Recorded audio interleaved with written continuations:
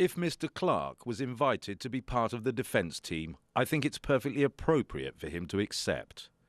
If he's going there to grandstand, then I think it's somewhat embarrassing. Zbigniew Brzezinski, former US National Security Advisor. Welcome back to Inside Iraq. We are talking to the former US Attorney General Ramsey Clark.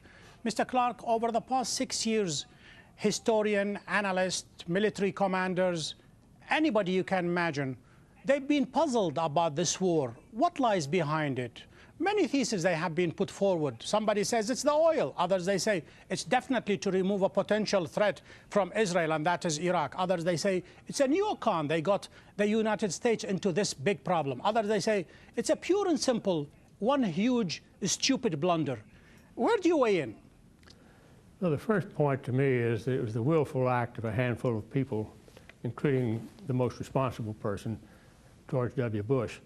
And the umbrella description of why, I think, would be dominion or power over the region, something we'd worked on for a long time. We overthrew the democratically elected government of Mossadegh in Iran, replaced the Shah on the throne, supported him powerfully for 25 years, the proudest achievement of the CIA, according to Colby.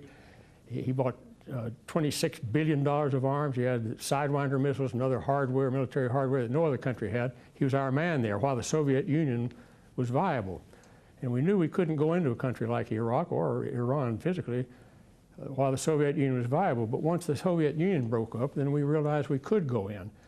And Bush wanted to go in there and establish our dominion over the region. And it had for all the reasons that you can think of. Other people, they would counter that argument, Mr. Clark, by saying that the very history and nature of the U.S. is not a colonial power. Even when they had a chance and they had dominion, for instance, in the Philippines, they gave it up. So why would they go back again into Iraq? Well, you ask any Latin American country whether we're a colonial power or not. We've invaded 70 times or more in this last century.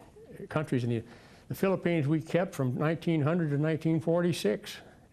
And then we didn't care about them anymore.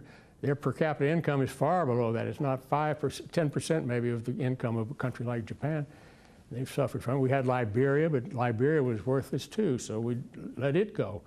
But that doesn't mean that we haven't been militaristic. We've had more foreign aggressive actions than any other country in the world. Expressed a militaristic muscle.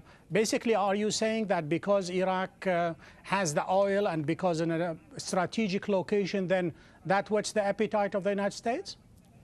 It was going to become our base, yes. It would be our base. We needed a base.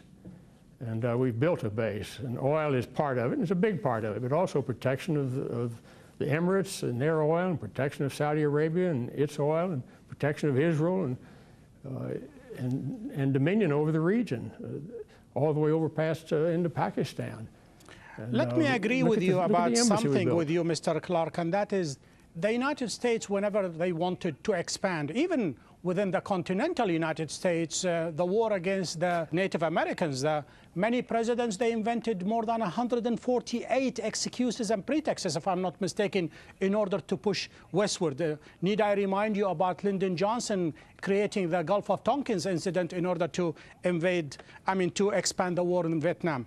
And yet, people say there was no need for the U.S. to invade here. Others, they argue because Iraq flouted the UN sanctions, the UN Security Councils. Do you buy that argument that Iraq did not adhere to the UN Security Councils? It merits an invasion.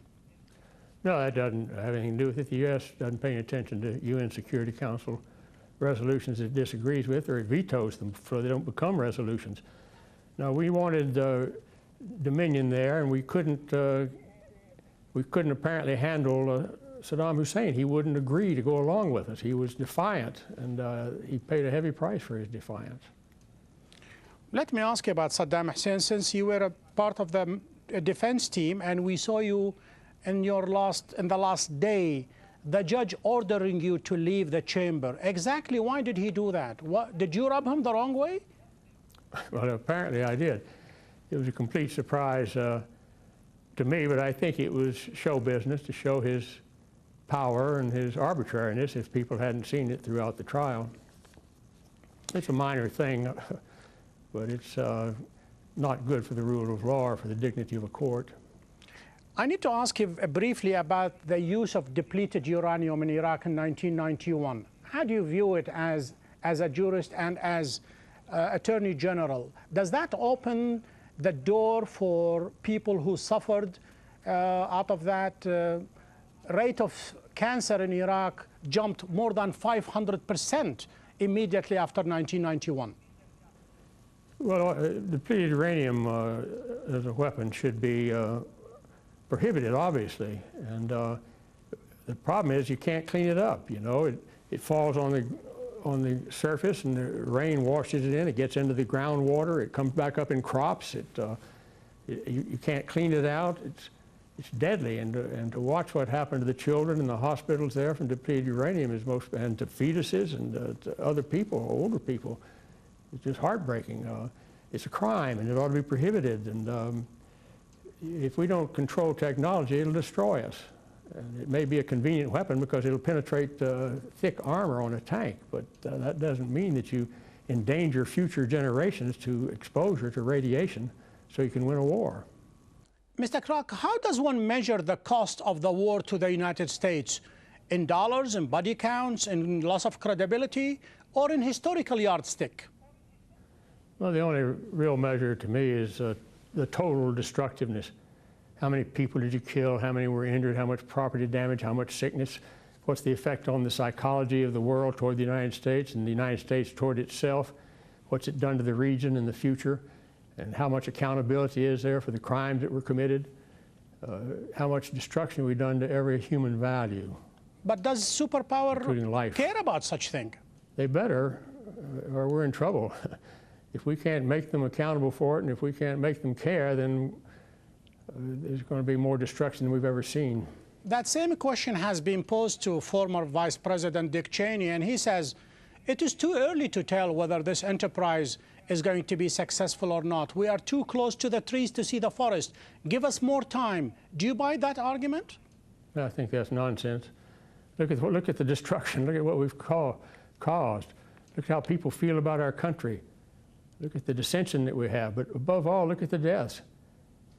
I've seen suffering all over the world for a long time, and the suffering of the people of Iraq is just absolutely heartbreaking. And in that case, we caused it, you don't and we're buy paying for it. In that case, you don't buy the argument of a liberal domino sweeping the entire Middle East. Once Iraq becomes democratic and a beacon of democracy and Western-style liberalism, countries like Saudi Arabia and Egypt, they will be next. While these two countries, they say, if this is your idea of democracy, this paradigm you are trying to sell in our part of the world, thanks, but no thanks. Keep it for yourself. Do you blame them? Of course I don't blame them. I mean, the idea that you create democracy by war is outrageous and condemns democracy itself.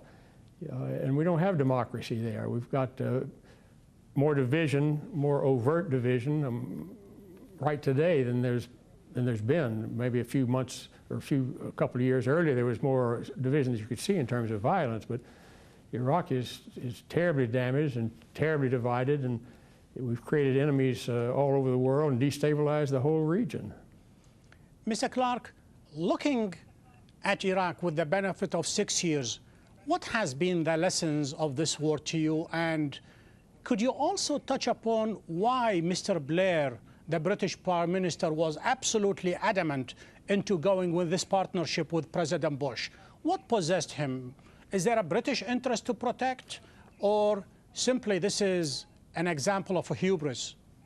Well, on the Prime Minister Blair issue, I think he wanted to share in the glory, you might say, and the hopes for achieving major military victories on the cheap and controlling the region. He wanted to share in the region. They had control over Iraq and its resources and dominion in the region before we did, and we kind of substituted for them as we had in Iran.